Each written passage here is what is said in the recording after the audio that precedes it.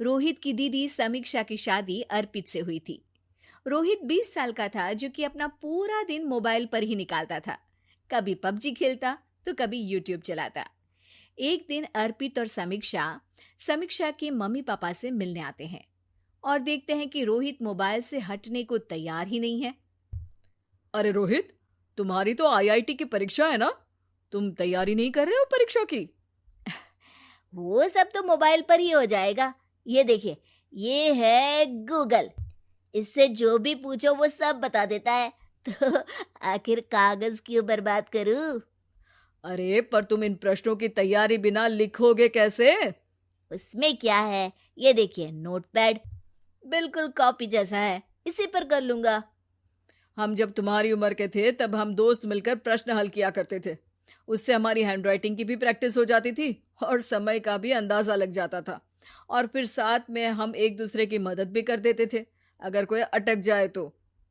आपका जमाना अलग था जीजा जी। अभी जमाना फास्ट और स्मार्ट हो गया है। जमाना क्या, अब तो फोन भी स्मार्ट हो गया है। समय के साथ बदलना पड़ता है जीजा जी।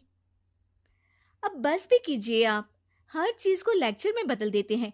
रोहित अच्छा कर लेता है परीक्षा में। इतने में अर्पित के सास ससुर जी आ जाते हैं हॉल में, और अर्पित इस बारे में बात नहीं करता। हालांकि अर्पित को लगता तो है कि पूरी तरह मोबाइल पर लगे रहना सही नहीं है, पर वो इस बात को और नहीं छेड़ता। ऐसे ही 2 दिन निकल जाते हैं। समीक्षा, मुझे काम से फोन आया था, मुझे वापस काम पर लौटना पड़ेगा। पर हमें आए हुए तो 2 ही दिन हुए हैं। अभी चले गए तो माँ और पापा को अच्छा नहीं लगेगा ना। अच्छा ठीक है, तुम रुक जाओ, मैं काम खत्म करके फिर लौट आऊंगा। एक काम कीजिए ना, परसों रोहित भी परीक्षा के लिए निकलेगा। आप उसी के साथ निकल जाना। दोनों वैसे भी बात नहीं करते। साथ में जाएंगे तो हो सकता है आप लोग आपस में बातचीत भी करने लग जाओ। आह, ठीक है, मैं काम को 2 दिन टाल सकता हूँ। उसी रात जब सब खाना खाने बैठे थे, तो अर्पित अपने जाने की खबर बाकी लोगों को बताता है। मुझे काम के लिए वापस जाना होगा। अरे बेटा, पर अभी तो तुम आए हो, इतनी जल्दी चले जाओगे? नहीं माँ जी, समीक्षा यहीं रहेगी और मैं जल्दी काम खत्म करके वापस आ जाऊंगा। अब ठीक है, काम भी जरूरी है। वैसे कब निकलोगे बेटा? 2 दिन में। मैंने सुना है कि उस दिन रोहित को भी परीक्षा के लिए जाना है, तो कल मैं दोनों की टिकट करा लेता हूँ बुक। मेरी टिकट रहने दीजिए जीजा जी, मैं तो फोन से ही करवा लूंगा। हाँ, पर कोई दिक्कत हो गई तो?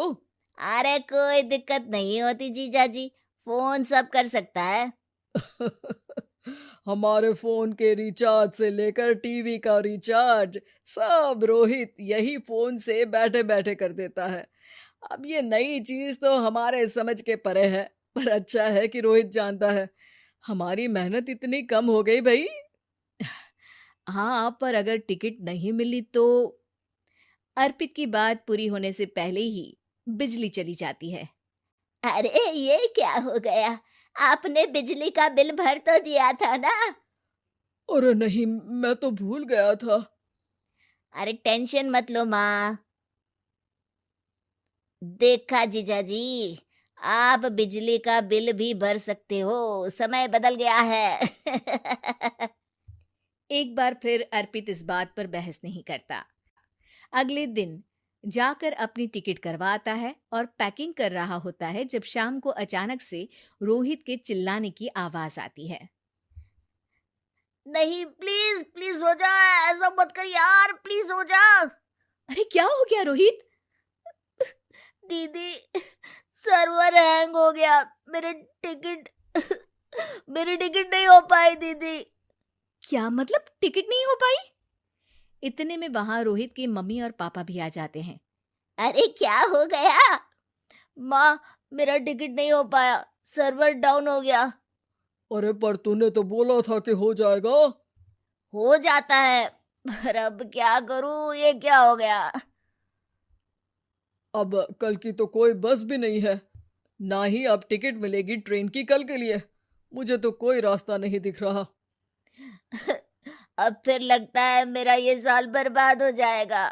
घर पर एकदम से दुख का माहौल छा जाता है और सब रोहित को डांटते हैं, पर इतने में अर्पित वहां आ जाता है। आप सब रोहित को क्यों डांट रहे हैं? आपने ही तो उसे बढ़ावा दिया था ना। लेकिन इसकी लापरवाही के कारण इसकी परीक्षा छूट जाएगी। इसने तो हमसे कहा था कि टिकट हो जाएंगे। हे भगवान, अब क्या होगा? चिंता करने की कोई बात नहीं है। मैंने एक एक्स्ट्रा टिकट करवा ली थी। मैं समझता हूँ कि मोबाइल हमारा ही काम आसान करने के लिए है, पर उस पर ही पूरी तरह से निर्भर होना तो गलत बात है ना। रोहित टिकट को देखकर बहुत खुश हो जाता है और जोर से जाकर अपने जीजाजी के गले लग जाता है। सॉरी जीजाजी, मुझे आपकी बात ध्यान से सुननी चाहिए थी, पर थैंक यू सो मच। हाँ बेटा, तुमने तो इसका भविष्य बचा लिया। शिक्षा, दूसरों से मदद मांगना गलत नहीं, पर दूसरों पर निर्भर हो जाना गलत है।